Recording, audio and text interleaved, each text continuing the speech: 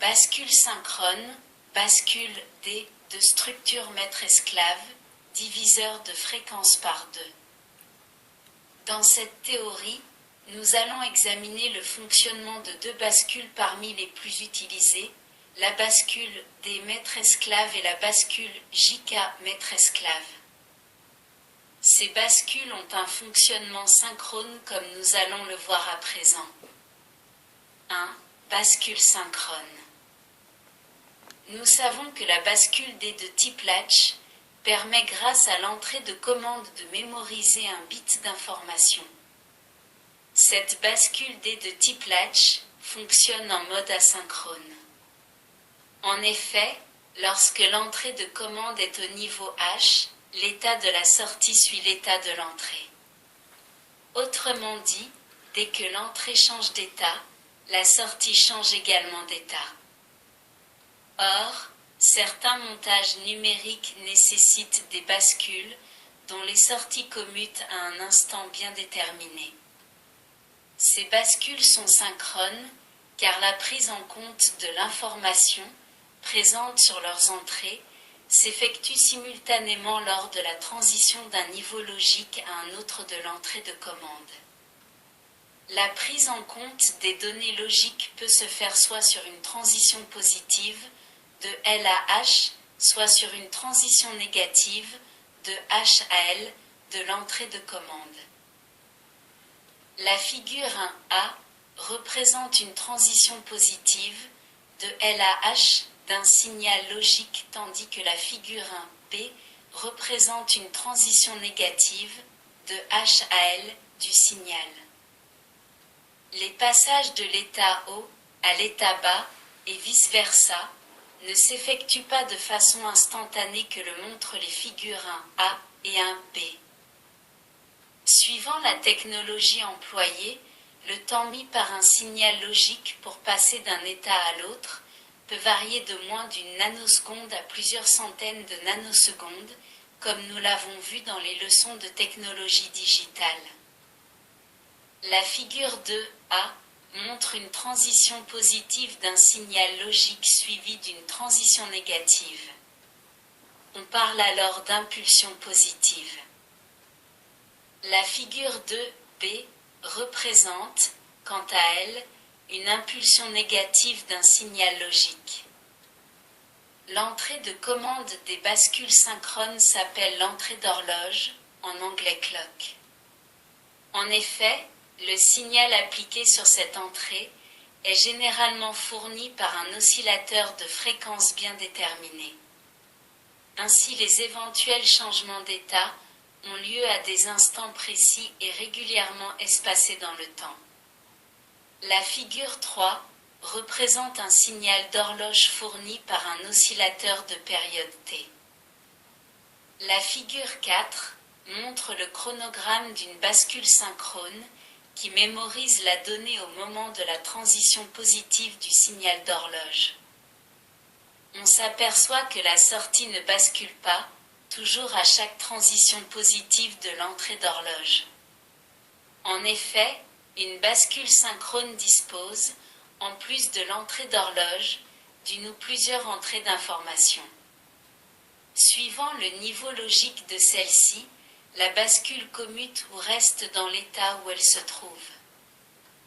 Les bascules synchrones sont conçues à partir de bascules asynchrones que l'on associe dans la configuration maître-esclave.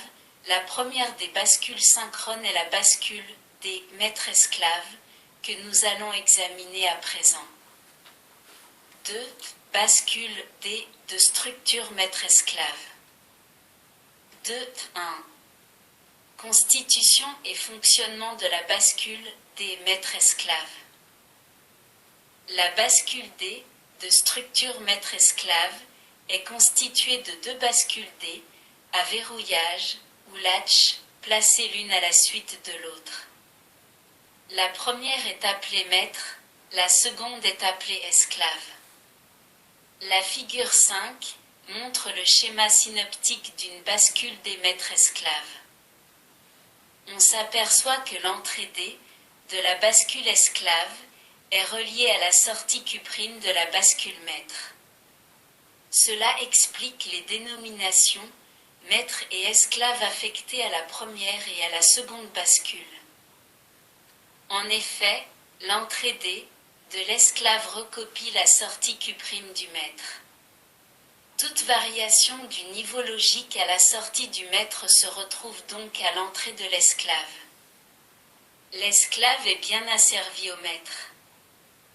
On remarque que les entrées de commande des deux bascules se situent toujours à des niveaux logiques opposés. En effet, un inverseur est situé entre les deux entrées de validation C' et C. L'entrée de commande qui active les entrées C' et C est appelée entrée d'horloge, clock en anglais. En effet, la bascule examinée a un fonctionnement synchrone comme vous allez le voir. De l'extérieur, la bascule des maîtres esclaves apparaît comme une bascule ayant une entrée de données D, data, une entrée d'horloge, clock, et deux sorties complémentaires Q et Q bar. Si on ajoute une entrée de mise à 0, reset, et une entrée de mise à 1, set, on aboutit au schéma de la figure 6. Rappelons le fonctionnement d'une bascule des latches.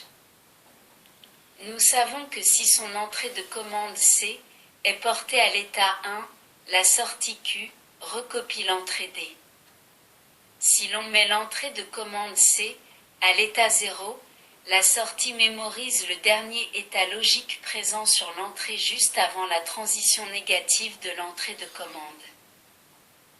La figure 7 rappelle la structure d'une bascule des latches, tandis que la figure 8 montre l'action de l'entrée de commande C sur les sorties Q et Q bar en fonction de l'entrée D.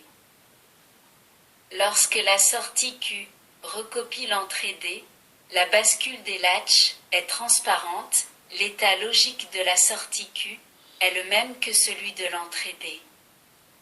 Lorsque la bascule est en position mémoire, elle est verrouillée, aucune action de l'entrée D sur la sortie Q. Ces deux modes de fonctionnement, transparence et verrouillage, peuvent être symbolisés par un interrupteur qui serait commandé par l'entrée C. Le mode transparence est illustré par la figure 9A, tandis que la figure 9B représente le mode verrouillage.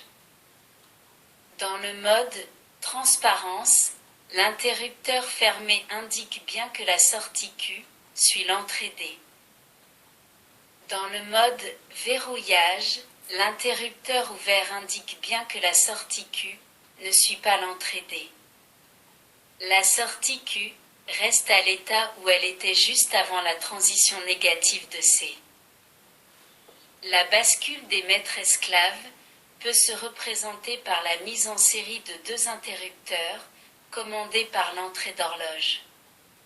Cette représentation conduit au schéma des figures 10 et 11 selon que l'horloge est à l'état 0 ou à l'état 1. On constate que si l'entrée d'horloge de la bascule des maîtres esclaves est portée à un état logique stable, 0 ou 1, l'état de l'entrée D n'a aucune influence sur l'état de la sortie Q. En effet, pour aller de D à Q, il y a toujours un interrupteur ouvert. Nous allons voir maintenant que la commutation effective de la bascule ne peut avoir lieu que lors de la transition du niveau L au niveau H de l'horloge. Pour cela, appliquons à l'entrée d'horloge une impulsion de tension dont la forme est représentée figure 12A. Ceci correspond à la réalité, comme nous l'avons vu précédemment, les temps de montée et de descente de la tension n'étant jamais nuls. Il faut également tenir compte du fait que l'inverseur disposé entre les deux entrées de commande C et C' possède un seuil de basculement plus bas que celui des autres portes logiques du circuit, figure 12A. La figure 12B représente le niveau logique, obtenue ainsi sur l'entrée de commande C' de la bascule maître, tandis que la figure 12, C, représente le signal logique actif sur la bascule esclave. Analysons l'action de l'entrée d'horloge sur la bascule maître et sur la bascule esclave. De l'instant T0 à l'instant T1, C' égale 1 et C égale 0. Le maître est transparent et l'esclave est verrouillé, voire figure 13. La bascule maître transfère la donnée D en sortie Q'. Par contre, la donnée Q' n'est pas transférée en sortie Q de la bascule esclave, car cette dernière est verrouillée. À l'instant T1, le maître se verrouille et l'esclave reste verrouillé puisque C' égale 0 et C égale 0, voire figure 14. L'information binaire présente sur l'entrée D, juste avant l'instant T1, se trouve mémorisée à la sortie Q' puisque C' est passé de l'état 1 à l'état 0 à l'instant T1. On a donc stocké la donnée en Q'. Comme l'esclave est toujours bloquée, celle-ci n'a toujours pas été transmise sur la sortie Q, qui reste inchangée. De l'instant T1 à l'instant T2, rien ne change, la donnée stockée à l'instant T1 est toujours en Q'. À l'instant T2, le maître est verrouillé et l'esclave devient transparent puisque C' égale 0 et C égale 1, voire figure 15. La sortie Q recopie donc l'entrée Q'. Il y a donc basculement de la sortie Q qui mémorise ainsi la donnée présente en D à l'instant T1. On peut dire aussi que la donnée présente en D à l'instant T1 s'est trouvée transférée en sortie Q à l'instant T2. Le transfert s'est donc effectué sur le front montant de l'horloge. De l'instant T2 à l'instant T3, il n'y a pas de changement puisque C' égale 0 et C égale 1. À l'instant T3, l'esclave se verrouille, tandis que le maître est toujours verrouillé. En effet, C' égale 0 et C égale 0, voire figure 16. On constate que les sorties Q' et Q ne changent pas d'état. De l'instant T3 à l'instant T4, le maître et l'esclave sont toujours verrouillés et les sorties Q' et Q conservent leur état logique. À l'instant T4, le maître devient transparent puisque C' égale 1, voire figure 17. La nouvelle donnée présente en D est transférée en sortie Q', mais pas en sortie Q, puisque l'esclave est toujours verrouillé, C égale 0. On constate donc que lors du front négatif de l'horloge, de l'instant T3 à l'instant T4, la sortie Q ne peut basculer. En résumé, l'éventuel basculement de la sortie Q n'a lieu qu'au moment du front montant de l'horloge, transition du niveau L au niveau H de l'entrée clock. Le fonctionnement d'une bascule des maîtres esclaves est bien synchrone. Son rôle est de mémoriser une donnée logique à un instant précis. Cette donnée appliquée en D est prise en compte au début du front montant et transférée sur la sortie Q à la fin de ce front montant. Un nouveau transfert de l'entrée D vers la sortie Q aura lieu lors du prochain front montant de l'horloge. Entre deux fronts montants successifs de l'horloge, il n'y a aucun changement possible de la sortie Q. Il est à noter que lorsque la sortie Q bascule, la sortie Q bar fait de même. La figure 18 montre les étapes du cheminement de la donnée dans la bascule des maîtres esclaves lors de l'application d'une impulsion d'horloge. À noter que si l'entrée de l'inverseur située entre les deux entrées de commande est connectée en C' et la sortie connectée en C, la bascule des maîtres esclaves ainsi constituée prend en compte la donnée présente en D lors du front descendant du signal d'horloge. C'est le cas de la bascule représentée figure 19. Revenons à présent sur la structure détaillée d'une bascule des maîtres esclaves, sensible au front montant de l'horloge. Remplaçons dans la figure 5 chaque bascule des latches par le schéma de la figure 7. Nous aboutissons à la figure 20. L'inverseur placé entre les entrées S et R de la bascule esclave peut être supprimé en reliant R à Q bar prime. De ce fait, le schéma de la bascule des maîtres esclaves devient celui de la figure 21. 2. Fonction des entrées clear et présets. Il reste à ajouter à ce schéma les entrées de remise à 0 et de remise à 1, appelées généralement clear et présets. Celles-ci sont connectées comme le montre la figure 22 qui représente donc le schéma d'une bascule des maîtres esclaves avec les entrées de remise à 0 et de remise à 1. Voyons maintenant comment fonctionnent les entrées clear et présets. 2. 1. Dans un premier temps, considérons que l'entrée clock est au niveau L. Si l'entrée clock est à l'état 0, l'esclave est verrouillé. Puisque l'entrée de commande C de l'esclave est portée à l'état 0, les sorties des portes NAND 5 et 6 se trouvent à l'état 1, quel que soit l'état de D. L'étage de sortie de la bascule D, composé des portes NAND 7 et 8, constitue une bascule RS à porte non analogue à celle examinée dans la théorie précédente. Les schémas des figures 23A et 23B sont donc équivalents. Pour mettre la bascule D à l'état 1, Q égale 1, il faut positionner l'entrée clear à l'état 1 et appliquer une impulsion négative sur l'entrée présée. Celle-ci est bien l'entrée de remise à 1 et elle est active à l'état 0. De même, pour mettre la bascule à l'état 0, Q égale 0, il faut positionner l'entrée présée à l'état 1 et appliquer une impulsion négative sur l'entrée clear. Cette dernière est donc bien l'entrée de remise à 0 et elle est active également à l'état 0. Si l'on porte les deux entrées clear et présées à l'état 0, les sorties Q et Q bar sont forcées à l'état 1. Cette combinaison des entrées clear et présées est rarement utilisée. 2. Dans un second temps, considérons que l'entrée clock est à l'état 1. Le maître est verrouillé, puisque l'entrée de commande C' est à l'état 0, et l'esclave est transparent.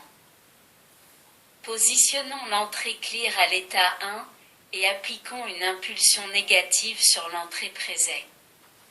Comme on le voit sur la figure 22, cette impulsion va faire commuter la bascule RS, composée des portes NAND 3 et 4 à l'état 1, Q' égale 1 et Q bar prime égale 0. Puisque l'esclave est transparent, C égale 1, les sorties Q et Q bar vont recopier Q' et Q bar prime. La bascule D va donc se porter à l'état 1, Q égale 1 et Q bar égale 0. Positionnons maintenant l'entrée présée à l'état 1 et appliquons une impulsion négative sur l'entrée clear. Cette fois, l'impulsion va faire commuter la bascule RS à l'état 0, Q' égale 0 et Q bar prime égale 1.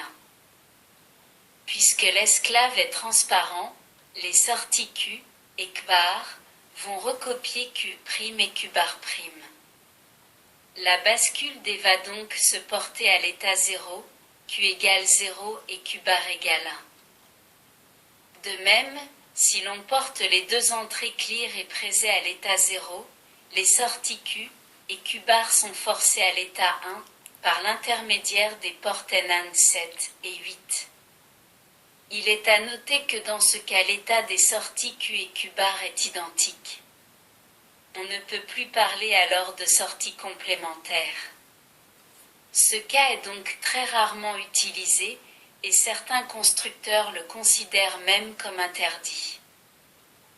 De plus, cet état n'est pas stable. Il ne persiste pas si les entrées clear et presets reviennent à leur état inactif, c'est-à-dire dans notre cas.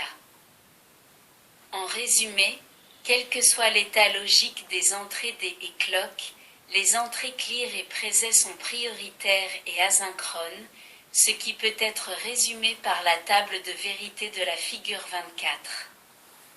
Les croix X placées dans les cases D et clock signifient que l'état de ces deux entrées n'a aucune incidence sur l'état des sorties de la bascule. Les deux entrées clear et presets doivent être à l'état 1, c'est-à-dire inactive pour que la bascule puisse commuter sur le front actif du signal d'horloge.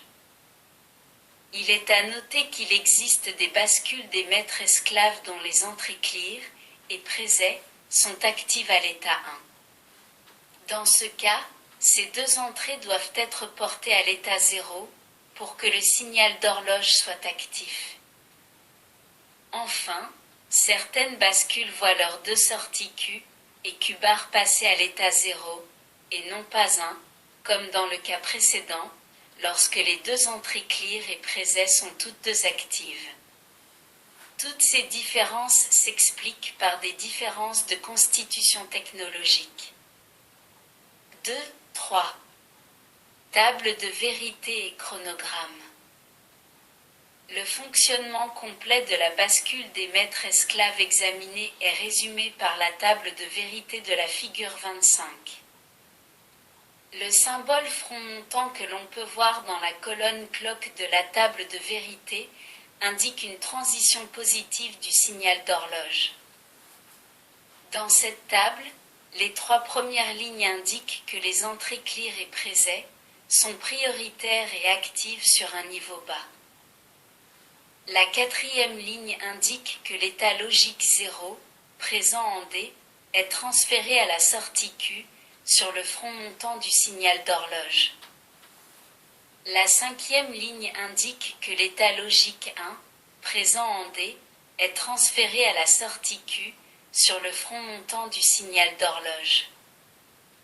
Aux sixième et septième lignes, Q0 et Q bar 0 sont les états logiques que les sorties Q et Q bar ont pris lors du dernier front actif de l'horloge. Ces états logiques Q0 et Q bar 0 ont pu être imposés par les entrées prioritaires clear et presets. Autrement dit, ces deux dernières lignes de la table de vérité indiquent bien que les sorties Q et Q bar ne basculent pas sur un niveau logique du signal d'horloge mais bien sur un front montant de ce signal. La figure 26 montre un exemple de chronogramme de la bascule des maîtres esclaves examinés. Au début de ce chronogramme, l'entrée preset est mise à l'état 0, donc elle est active. La bascule se trouve par conséquent à l'état 1. Puis l'entrée preset retourne à l'état 1. La sortie Q reste positionnée à l'état 1. L'entrée clear reçoit une impulsion négative qui fait passer la bascule à l'état 0. Le deuxième front actif de l'horloge n'a pas d'action sur la sortie Q de la bascule puisqu'il a lieu lorsque l'entrée clear est active, donc prioritaire. Ensuite, les entrées clear et presets deviennent inactives puisqu'elles sont portées à l'état 1. La bascule ne pourra désormais commuter que sur le front positif de l'horloge. Au troisième front actif de l'horloge, l'état logique présent en D est l'état 1. La bascule qui était à l'état 0 passe donc à l'état 1. Lorsque survient le quatrième front positif, l'entrée D se trouve à l'état 0. La bascule commute donc pour passer à l'état 0. Lors du cinquième front montant de l'horloge, La bascule ne change pas d'état puisque D se trouve toujours à l'état 0. L'entrée D passe à l'état 1, juste avant le sixième front actif de l'horloge. Par conséquent, la sortie Q de la bascule passe à l'état 1 lors du sixième front montant de l'horloge. 2.4. Application au diviseur de fréquence par 2. La figure 27 montre le raccordement à effectuer pour transformer une bascule des maîtres esclaves en diviseur de fréquence par 2. La donnée est mémorisée en sortie Q lors du front actif de l'horloge et Q bar, puisque Q bar est relié à D. Autrement dit, quel que soit l'état logique de la sortie Q avant le top de l'horloge, la bascule passera dans l'état logique complémentaire durant le front d'horloge actif. Ce mode de fonctionnement est appelé dans les catalogues de constructeurs toggle. Avec le chronogramme de la figure 28, on s'aperçoit bien que les sorties Q et Q bar sont à une fréquence moitié de celle de l'entrée d'horloge. Le diviseur de fréquence par 2 est très utilisé dans les compteurs électroniques qui seront examinés plus tard. Après la bascule D, examinons à présent les bascules de type JK maître esclave.